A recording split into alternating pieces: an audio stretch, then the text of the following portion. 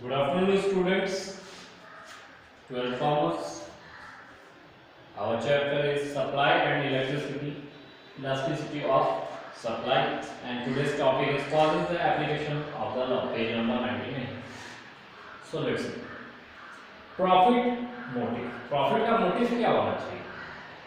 तो basic M ये होना चाहिए कि जो प्रोड्यूसर होता है वो क्या करता है, उसको सप्लाई करता है उसके कमोडिटी को, मतलब उसके वस्तुओं को, ठीक है।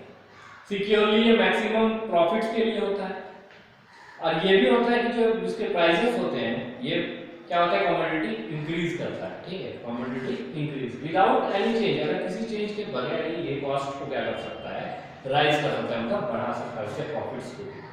प्रोड्यूसर इंक्रीज करता है इसका सप्लाई और कमोडिटी को, और इंक्रीज ये भी करता है कि इसके जो प्रोडक्शन होते हैं वो एक हाथ से दूसरे हाथ की ओर जाते हैं, ठीक है। एक सीक्वेंस के अनुसार इसका प्राइस और सप्लाई बना है। जैसे कि डिक्रीज होता है इसका प्रॉफिट और मार्जिन भी डिक्रीज हो जाएगा, ठीक है। Change in number of firm, जो फर्म होती है वो भी क्या होती है, अराइज होती है, मतलब क्या होती है, हर प्राइस के साथ अराइज होती है, मतलब कम से कम अमाउंट में, ज्यादा से ज्यादा अमाउंट में, मीडियम अमाउंट में, काफी सारे फर्म्स हमारे आसपास जुड़े हुए होते हैं, ठीक है। लेकिन वो क्या करते हैं, प्रोड्यूसर्स जो होते हैं वो एंटर करते हैं मार्केट में किस तरह से, उसके कमोडिटी के अनुसार कि जो उसका अर्निंग होगा ये बहुत हायर होना चाहिए, उनके प्रॉफिट्स, और ये इंक्रीज भी करते हैं अपने नंबर्स ऑफ फर्म्स को। तो राइज करने के लिए मार्केट सप्लाई भी कर सकता है, तो ये एक तरह का प्राइस स्टार्ट है, या तो वो स्टार्ट होगा या तो ये फॉल डाउन होगा, मतलब गिरेगा।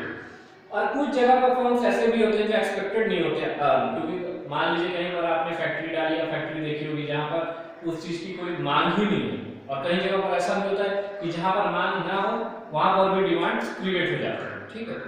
तो ये लोअर प्राइस से स्टॉप हो सकते हैं, लेकिन ये क्या है, जो प्रोडक्शंस होते हैं वो रिड्यूस होते हैं, मतलब निकलते हैं, ठीक है। इसके बाद सप्लाई जो दी हुई होती है वो क्या होती है, कमोडिटी के साथ में नंबर ऑफ फर्म्स को मार्केट में डिक्रीजेस की ओर लेकर जाते हैं, मतलब घाटे की ओर। Case in change in stocks, तो स्टॉक्स क्या होते हैं, काफी अच्छे होते हैं, स्टॉक्स होना बहुत जरूरी है। देखिएगा कोई भी प्रोडक्शन होगा, कोई भी फार्म होगा, कोई भी काम चल रहा होगा, तो ये क्या है, स्टॉक्स के अंतर्गत चल रहा है, ठीक है। स्टॉक्स किस तरह से इसमें घट रहे हैं, किस तरह से बढ़ रहे हैं, स्टॉक्स किस तरह से वैल्यूएबल है, किस तरह से स्टॉक्स आगे पीछे चल रहा है, इसके स्टॉक्स इसके साथ जुड़े हुए होते हैं, ठीक है। स्टॉक्स के जुड़ने के साथ साथ क्या होता है कि ये उनके साथ स्टॉक को रिलेटिवली लोअर केस पे रखता है कि उनके प्राइसेस जो होते हैं वो प्रोड्यूस किस तरह से हो, और ये जो उनकी क्वांटिटीज होती है वो काफी बड़ी होती है। तो स्टॉक्स रखने वाले हमेशा ये इंक्रीज करते हैं कि उनको इन्वर्ट किया जाए, मतलब इन्वेंटरीज में उनको बढ़ाकर रखा जाए, ठीक है। और किस तरह से इसके जो व्यू होते हैं वो प्राइस को किस तरह से राइज करते हैं उसके पास जाकर, ताकि वो क्या है, फ्यूचर में आगे इंक्रीज कर सके, राइट। इसके बाद है expansion of law of supply. तो सप्लाई के लिए फ्यूचर एक्सपेक्टेशन बहुत जरूरी है। अगर मान लीजिए आप सप्लाई कर रहे हैं, तो सप्लाई के लिए आपको फ्यूचरली अगर ये पता ही नहीं चलेगा कि आपको किस तरह से उसको डिलीवर करना है, आपकी कम्युनिटी रैंक कर रही है नहीं कर रही है, तो तब तक आप वीक हैं। लेकिन आपको वीकनेस को हटाना है आपने, ठीक है। तो फर्दरली आप क्या करते हैं, अपने फ्यूचर एक्सपेक्टेशंस को उसके साथ जोड़ते हैं कि किस तरह से आपको उसके सेलर्स को एक्सपेक्टली उस चीज को बेचना है और उसको किस तरह से सही तरीके से होल्ड करना है। और इसको क्या करेंगे आप, लोअर प्राइस के साथ स्टार्ट करते हैं, लेकिन ये जो एक्सपेक्ट प्राइस होता है वो क्या होता है, हमेशा राइज होता है फ्यूचर में जाकर, और फ्यूचर में जाकर ये रिड्यूस करता है कि जो सप्लाई ऑफ कमोडिटी होती है वो क्या है, एक ऑर्डर पे चले, ताकि सप्लाई ऑफ कमोडिटी आगे पीछे ना हो और ना ही इसके प्राइस को वो बढ़ने दे। सेकंड है एग्रीकल्चर गुड्स। तो गुड्स जो होते हैं एग्रीकल्चर के वो क्या होता है, प्रोडक्शंस पे डिपेंड करता है कि क्लाइमेट भी बहुत बार क्या होता है, डिपेंड करता है। ज्यादातर गर्मी पड़ जाए तो फसल खराब हो जाती है, ज्यादा बरसात हो जाए तो फसल खराब हो जाती है, ज्यादा ठंड पड़ जाए तो फसल खराब हो सकती है। तो ये क्लाइमेट को बहुत रिड्यूस करता है। और ये भी देखा जाता है कि जो वेदर होता है, वेदर के प्रोडक्शन से ही एग्रीकल्चर प्रोडक्शन या तो बढ़ता है या तो घटता है, और ये सप्लाई को भी क्या करता है, इसके साथ बांट कर चलता है। ये कभी भी आपने खुद से इंक्रीज नहीं हो सकता, ठीक है। इसके बाद है फ्लेक्सिबल गुड्स। तो फ्लेक्सिबल गुड्स वो होते हैं जैसे कि लाइक आप वेजिटेबल्स में देख लीजिए, फ्रूट्स को देख लीजिए, ये सब सेलर्स क्या होते हैं, रेडी करके रखते हैं आपने पहले से ही, ठीक है।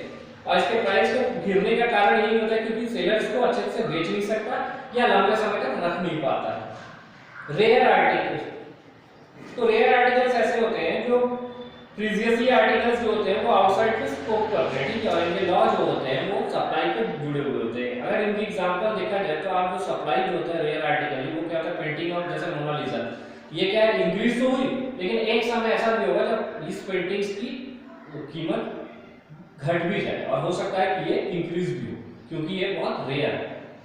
बैकवर्ड कंट्रीज, कुछ कंट्रीज ऐसी होती हैं जो बहुत बैकवर्ड होती है, मतलब बहुत पीछे हैं, तो वो क्या है एजुकेशन के मामले में बहुत पीछे होने के कारण क्या होता है अपने आप को डेवलप नहीं कर पाते, तो उनके प्रोडक्शन और सप्लाई जो होते हैं वो अच्छे तरीके से स्टोर नहीं हो पाते, उनके रिसोर्सेज अच्छे नहीं बन पाते। ठीक है, अब आते हैं change in quantity supplied and change in supply. Supply किस तरह से क्वांटिटीज में चेंज करनी चाहिए, क्योंकि कभी डिक्रीज और इंक्रीज दोनों इसमें जुड़ा हुआ था, ज्यादा इंक्रीज हो गया तो पीछे, ज्यादा डिक्रीज हो गया तो पीछे। ठीक है, तो यही है कि कमोडिटी को हमेशा सेम बनाकर चलना है, जितनी हमको सप्लाई करनी है उतनी हमको डिमांड होनी चाहिए, जितनी डिमांड के अनुसार सप्लाई होगी। आपको 10 रोटी की मांग है, आप 10 रोटी पाएंगे, सही है, आपको 20-25 दे दी जाएगी तो आप रोज रोज तो खा नहीं पाओगे, उसको फेंकोगे। ठीक है, इसके बाद expansion of carton in supply. तो सर्टेनली अगर सप्लाई अगर आप देखते हैं तो कंस्ट्रक्शन ये होता है कि इंक्रीज करता है क्वांटिटीज और सप्लाई की कमोडिटी को, कि ये किस तरह के उसको अराइज करता है प्राइस को, किस तरह से एक्सटेंशन करता है, उसके सप्लाईज डिक्रीज भी कैसे होती है, इनकी क्वांटिटीज को वो सप्लाई करके उसको गिरने नहीं देता, और इसको क्या करते हैं हम लोग कहते हैं कंस्ट्रक्शन ऑफ सप्लाई। ये एक्सपेंशनली जो कंस्ट्रक्शन ऑफ सप्लाई होता है वो एक्सप्लेन करता है हेल्प ऑफ ग्राफ को।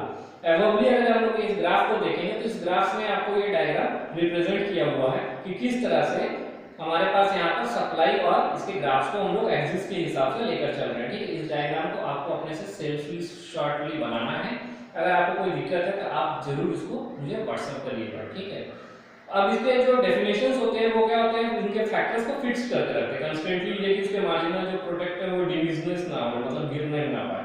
ठीक है, और इनके जो इंक्रीजेस क्वांटिटीज होती है, उनकी जो वेरिएबल्स और फैक्टर होते हैं ये क्या होते हैं, उनको डिमिनिशिंग रिटर्न कहलाते हैं। ठीक है, अब ये कंस्टेंटली अगर हम लोग कॉस्ट पॉइंट से अगर इसको देखें तो ये जो इंक्रीजिंग वैल्यू है ये काफी मार्जिनल कॉस्ट के साथ इंक्रीज होता है। ठीक है, और इंक्रीज और वेरिएबल फैक्टर्स के साथ, तो ये जो लॉ ऑफ डिमिनिशिंग रिटर्न है ये इंस्टेंटली ये रियलाइज करता है कि स्कॉटिश फॉर्मर्स के अनुसार कि किस तरह से इसको हम लोग पा सकते हैं, किस तरह से इसको अप्लाई कर सकते हैं लेबर और कैपिटल के बीच में। ठीक है, और कैसे जमीन और प्रोडक्शन के उत्पादन के बीच में ये इंक्रीज कर सकता है या सेम प्रोपोर्शनेट देता है।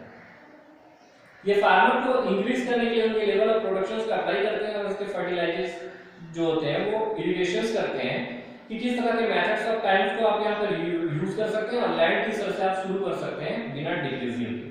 इंक्रीज और डिक्रीजिंग सप्लाई, तो इंक्रीजिंग और डिक्रीजिंग सप्लाईज जो होती है वो सर्विस फैक्टर पर दिखाई देती है, क्योंकि इनके जो सर्वली फैक्टर्स होते हैं वो किस तरह से शिफ्ट होते हैं सप्लाईज, ठीक है, और किस तरह से एज्यूम करते हैं अपने आप को।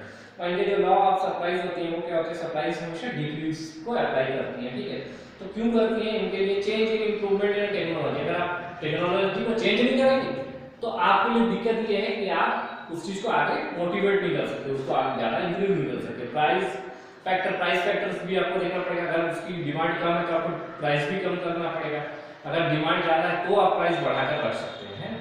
गोल ऑफ द प्रोड्यूसर, जो उनके गोल होगा उसको अचीव करना है, कितना प्रोडक्शन करके देना है इसको, उतना प्रोड्यूसर से उसको अचीव करना है। ठीक है, इनके इनकम्स और सेलर्स भी होते हैं जो वो भी चेंजेस होते हैं। अब आते हैं change in the result in the supply of goods and two types, तो increase supply and decrease supply. तो इंक्रीज सप्लाई जब होगा तो ये फैक्टर्स भी बढ़ेंगे, इनके प्राइस भी बढ़ेंगे, इनकी क्वांटिटीज भी बढ़ेंगी, इनकी सप्लाई भी बढ़ेगी, और राइट ऑफ वेट अगर हम लोग देखें तो ये शिफ्ट भी करेगा, कर्व क्या होगा, स्लोपली ऊपर की ओर जाएगा। ठीक है, ऑरिजिनली सप्लाई से, और ये क्या है राइटवर्डली हम लोग अगर यहाँ पर सप्लाई कर्व को देखेंगे तो यहाँ पर आप फिगर ए जो बना हुआ है इस पर आप देख सकते हैं कि किस तरह की क्वांटिटीज बढ़ रही है। जब डिमांड अच्छी है, सप्लाई अच्छी है, तो हमेशा इंक्रीजमेंट मिलती है।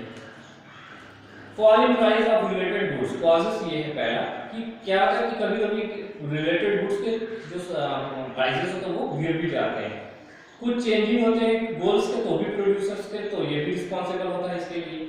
अगर प्राइसेस फैक्टराइजेशन के साथ प्रोडक्शन का भी देखा जाए तो वो भी कम होता है कई बार। इंप्रूवमेंट टेक्नोलॉजी की अगर अच्छी नहीं हो तो भी गिरता है, इंपॉर्टेंस होनी चाहिए उसकी भी। इंक्रीज करते हैं जब नंबर ऑफ फर्म्स तो मार्केट में तो भी आपके प्रोडक्ट्स गिरने लगते हैं। ठीक है, जो सब्स्टिट्यूट्स आते हैं इनके तो गवर्नमेंट्स के तो भी ये सब्सिडीज के साथ कम बेसी होने का चांसेस बढ़ जाते हैं। अगर फॉर्म एक्सपेक्टली अगर आप फॉल डाउन करते हैं तो उनका जो प्राइस ऑफ कमोडिटी जो होती है वो भी गिरने लगती है।